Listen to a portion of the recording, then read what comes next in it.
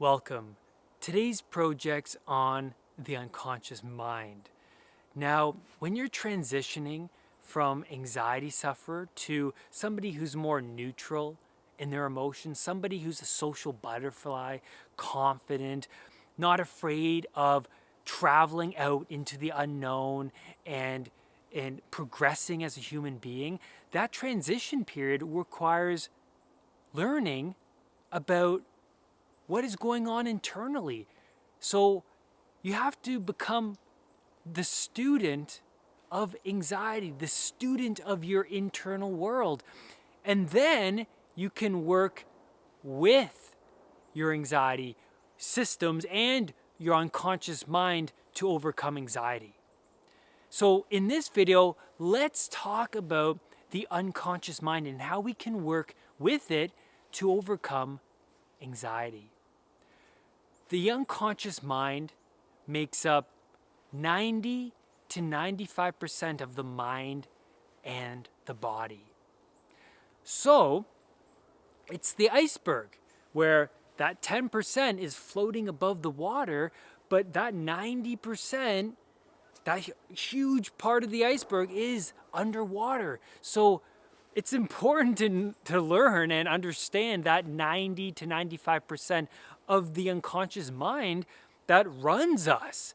Because when I was suffering from anxiety, I was caught in a traumatic trance every day. I was walking around feeling like a puppet, and I was living out my past traumas internally, and I wasn't in the present moment. I could never get myself here in the present moment.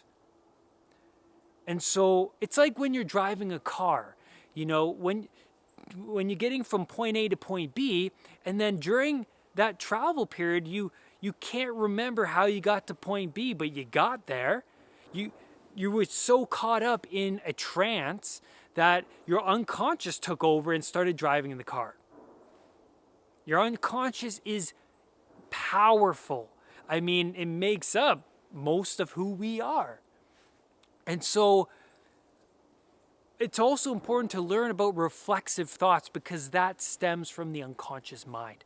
Reflexive thoughts are well-learned, well-practiced thoughts that come about automatically because you practice them for such a long time. And the more you practice something, the more unconscious it becomes. So those catastrophic thoughts that keep looping, those negative automatic thoughts, come from your unconscious mind. The more you pay attention to them, the more your unconscious believes that they are important to you, that they hold value to you. And so you hold on to them unconsciously. And so you can bring about them unconsciously. And so have you ever you're walking down the road and you become aware of something? Maybe it's your heart palpitating, or maybe it's a body ache, or maybe it's something in your external environment, and then you act out something, or you feel the emotions, but you don't know the thought that caused that emotion or behavior because it's well practiced. That thought that triggered that emotion or that behavior is now reflexive. It comes about so rapidly and automatic that you have no idea what you thought, but you feel it, you feel the emotions, you act out the behavior, but you don't know the thought that triggered it.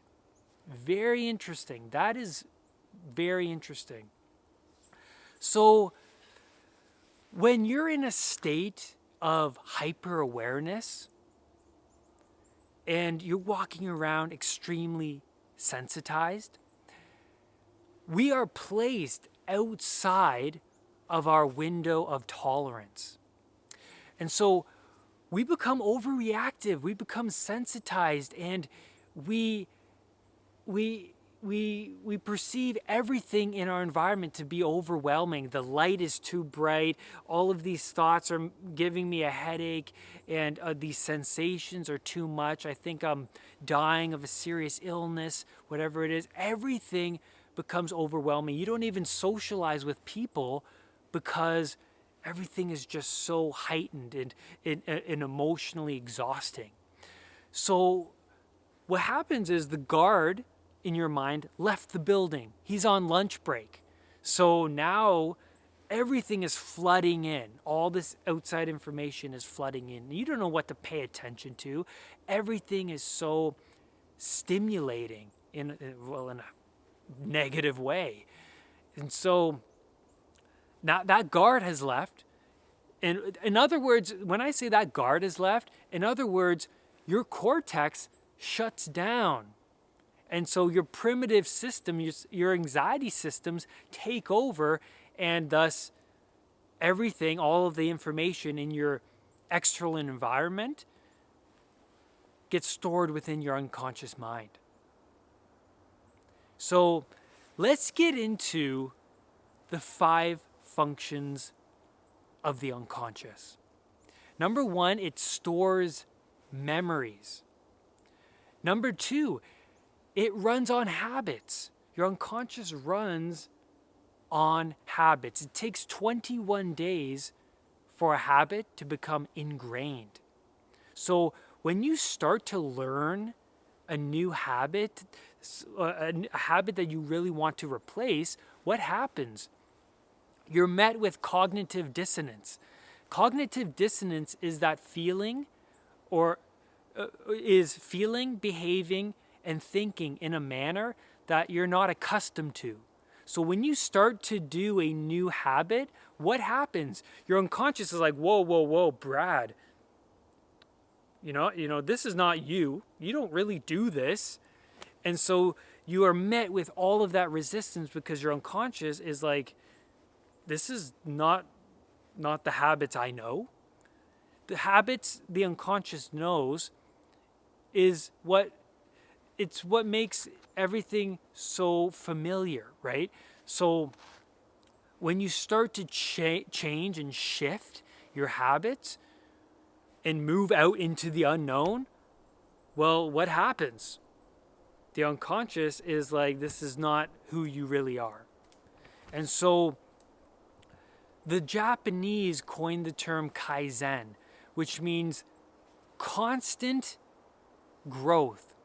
Always keep growing and improving on yourself, because the brain loves growth. Even though you're met with that resistance, your brain is switching and turning on new genes, and new neuronal pathways are becoming hardened.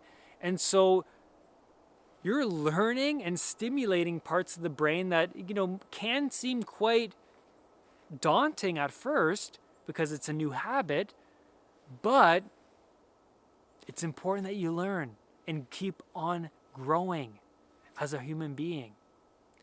Number 3 is the unconscious represses memories.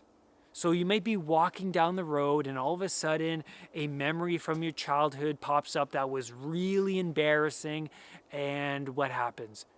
You're in a trance for that few seconds. And then you're like, oh my God, that was horrible. And you react emotionally to it. And then you shove it back down in the unconscious mind. When we do NLP, which is neuro-linguistic programming, we target the unconscious mind. So we bring up the memory and we go through the memory, reframe it so that we go through the event the way you want it to go instead. And then what happens? The body releases that repressed memory, and then all of a sudden, you feel lighter because the body got rid of that memory. But when you work with that memory and you resolve that memory and you reframe it, what happens? Another embarrassing memory or traumatic memory shows up. And then you work with that memory and you reframe that, and another one pops up. So when I was going through my recovery, I did a lot of these reframing to these repressed memories, and then I felt lighter and more awake and more loose and more in my external environment rather than being so internal in a trance. Number 4 is the anxiety systems lie in your unconscious mind. And your anxiety systems are always scanning the environment for danger. What is dangerous? And when you act out, your reaction to your heart palpitation or that potential tumor or cancerous symptom, what happens? Your unconscious is learning, oh, so we should be afraid of this sensation. I got it. The unconscious stores it. So when that sensation comes about, again, what happens? Your unconscious is like, okay, reflexive thought of the sensation being life-threatening, something to worry about. And then you'll keep on worrying about that sensation more and more. And so triggers also are stored in your unconscious mind. Something in your external environment can trigger your anxiety and your panic just like that. Or you might be out at a dinner and a thought comes in, and that thought, you always react emotionally strong to that thought. So you react to it, and all of a sudden you're in another state of worry and anxiety. Number 5 is your unconscious transmits energy. You might be around people who are just so emotionally exhausted, traumatized, and you can feel that energy. You can feel it. I think it takes like 3 seconds for you to feel the energy of somebody else and know whether you really like the person or not. I mean, you can tell when somebody has so much baggage that you just kind of want to avoid them. You want to stay away from them. And so all of those repressed memories, all of those traumatic memories get stored within the unconscious. It weighs you down. It weighs you down. So you might be with somebody and they probably think, Brad is, he has so much negativity coming from. I just don't know what it is, but it's just, I'm not feeling it, right? I feel emotionally drained being around him. So your unconscious exceeds and transmits all of this energy. And that's where I'm going to leave you on today's video. It's important to learn about the unconscious mind, and it's important to learn what is going on internally. And so that's what I do on my channel. I talk everything about anxiety recovery so that you can move from being an anxiety sufferer to somebody more neutral in your emotions, and you can travel out into the unknown and have the tools and techniques to handle any of the chaos that comes your way. Thank you for tuning in, and remember, do not let anxiety define who you are, and I will see you on the next video. Bye.